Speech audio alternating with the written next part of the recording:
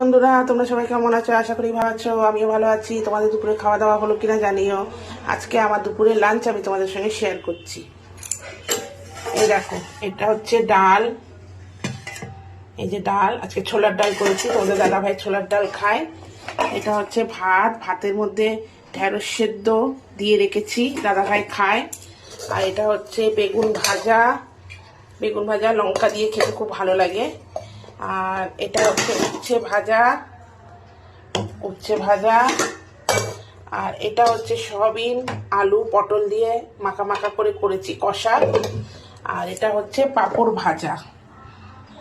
আর দাদা ভাইয়ের রুটিটা করা আছে, রুটিটা ওই ঘরে রাখা রয়েছে, সেই কারণে দেখানো হলো না। আর দাদা ভাইয়ের জন্য রুটি, দাদা ভাই যেহেতু দুটো রুটি খায়। তো তোমরা সবাই কেমন আছো জানিও, তোমাদের দুপুরে লাঞ্চ হলো কিনা জানিও।